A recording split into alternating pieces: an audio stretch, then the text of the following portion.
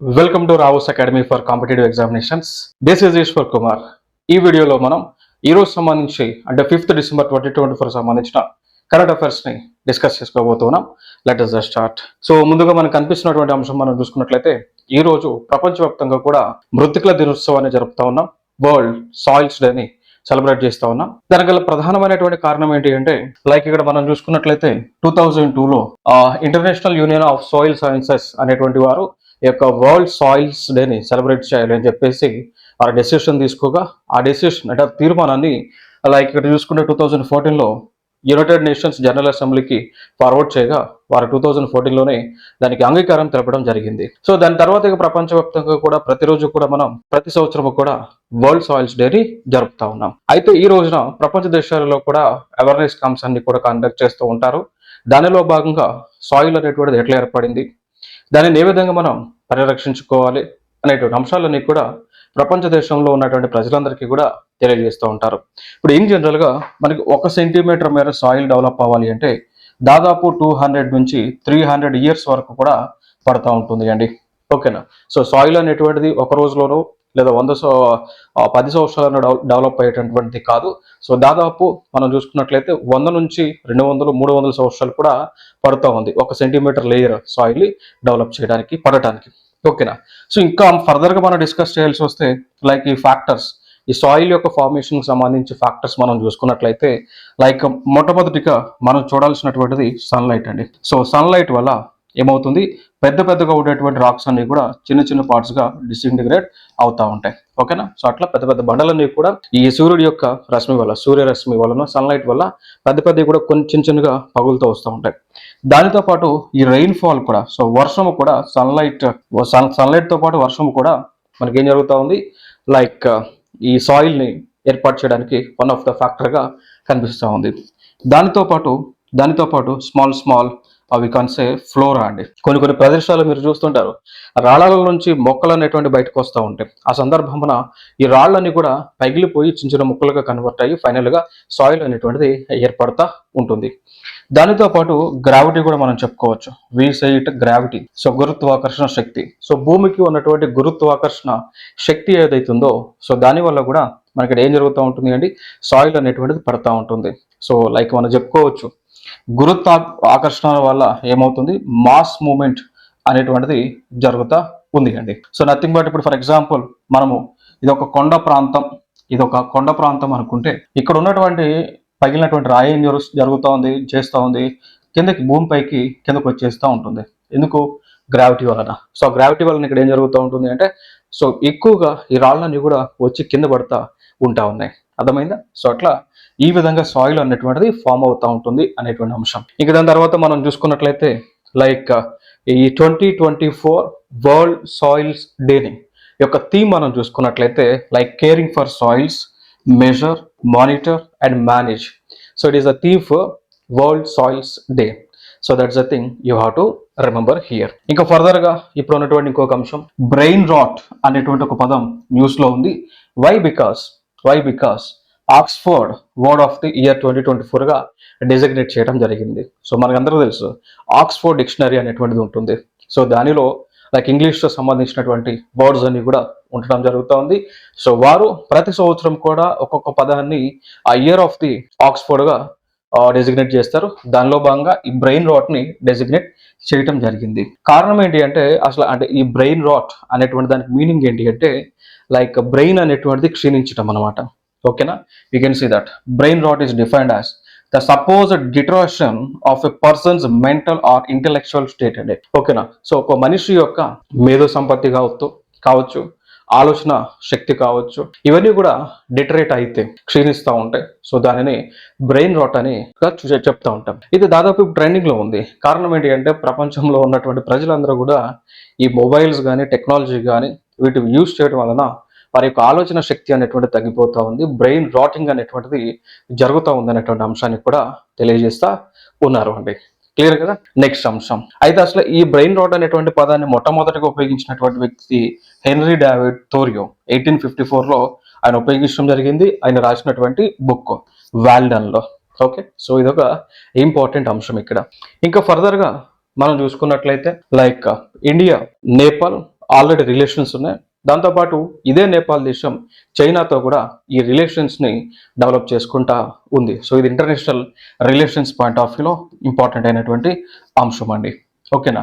So like for example తీసుకుంటే నేపాల్కి చైనాకి మధ్య ఈ సంబంధాలు అనేటువంటివి బలోపేతం అవుతా ఉన్నాయి. సో దానిలో భాగంగా చైనాకి యొక్క ప్రెసిడెంట్ అయినటువంటి జీ జిన్పింగ్ కానీ, దానితో పాటు నేపాల్ దేశానికి నేపాల్కి పిఎం అయినటువంటి కేపీ శర్మ ఓలీ, వీళ్ళిద్దరూ కూడా కలిసి కొన్ని ఎంఓఎస్ను చేసుకోవడం జరిగింది. ఓకేనా.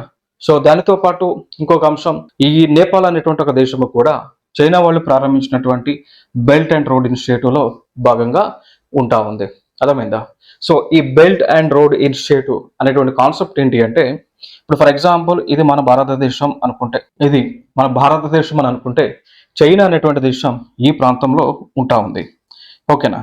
సో చైనా అనేటువంటి దేశం ఈ ప్రాంతంలో ఉంటుంది.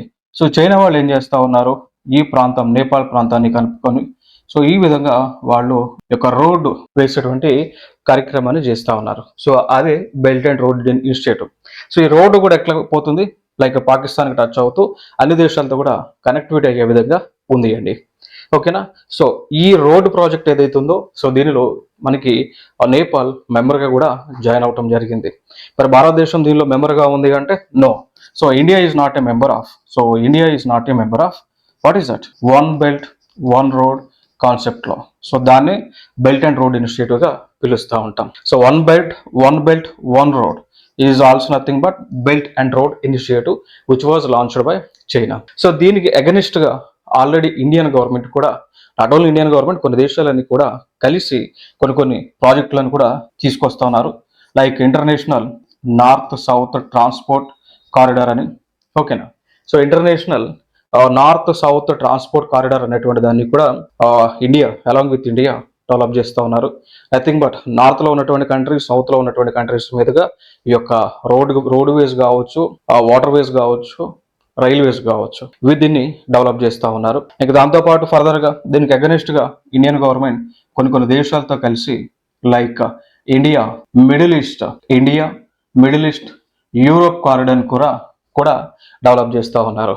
సో అంటే లైక్ భారతదేశం ఫర్ ఎగ్జాంపుల్ ఇది మన ఇండియా అనుకుంటే, సో ఇండియా పక్కన ఉన్నటువంటి గల్ఫ్ కంట్రీస్తో కనెక్టివిటీని డెవలప్ చేస్తూ ఉన్నారు. ఇదే గల్ఫ్ కంట్రీస్ మళ్ళీ పోయి యూరోప్ దేశంతో కూడా ఈ కనెక్టివిటీని డెవలప్ చేసుకుంటా ఉన్నారు అండి. అర్థమైందా.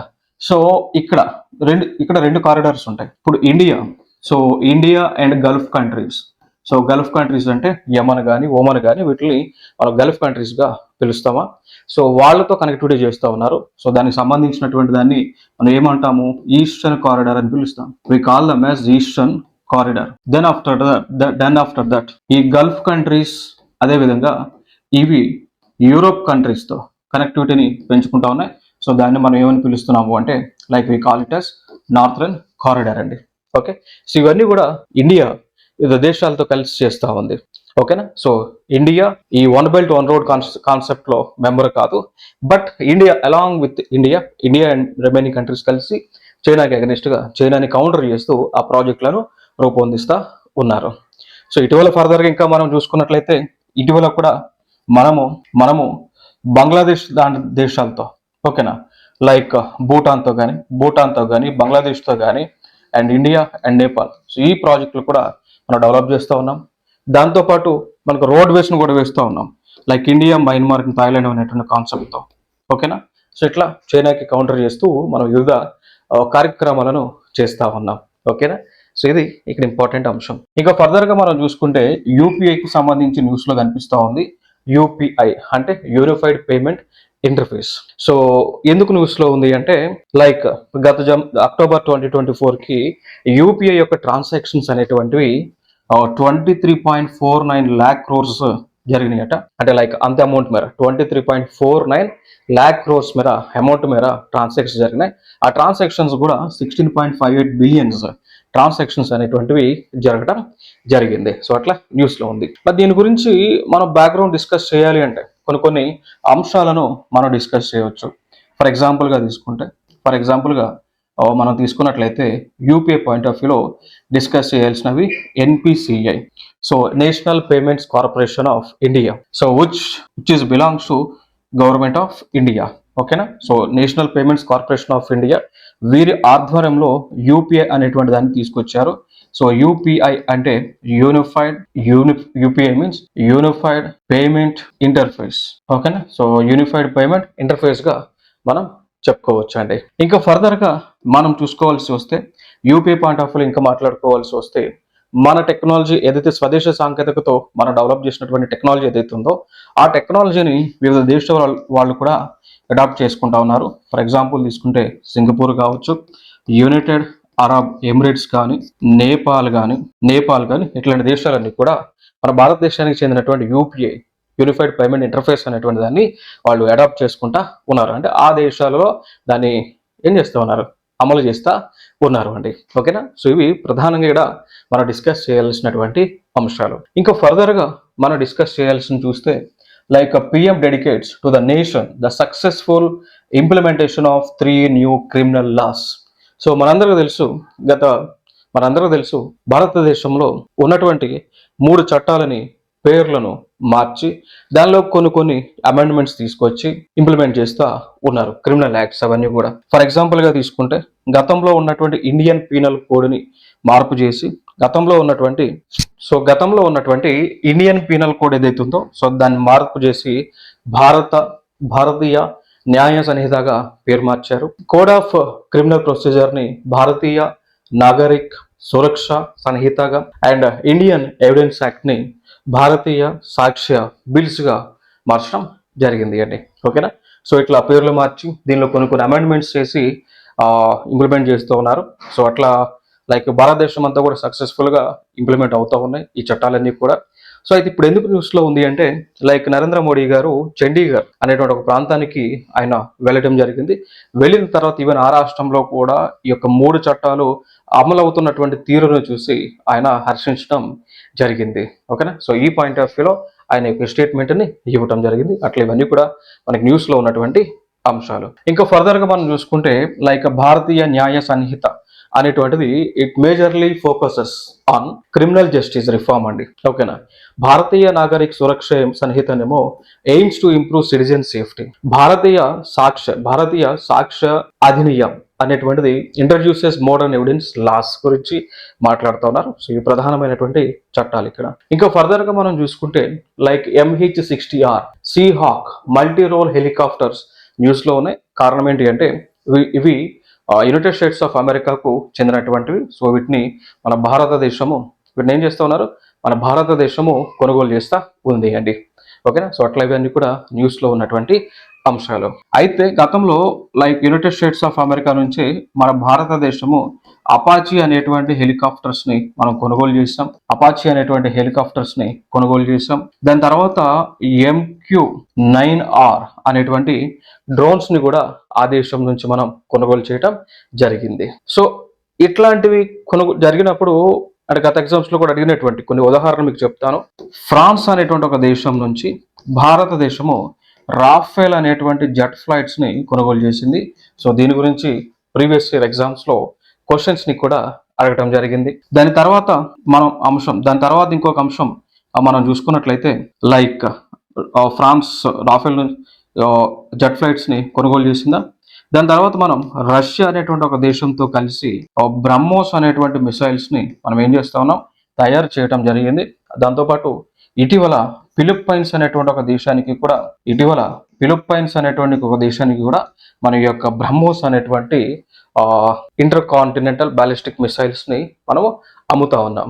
ఓకేనా. సో ఇవి ప్రధానంగా మనం ఇక్కడ డిస్కస్ చేయాల్సిన అంశాలు. ఇంకా ఫర్దర్ గా చూసుకున్నట్లయితే లైక్ యునెస్కో వాళ్ళు వెస్ట్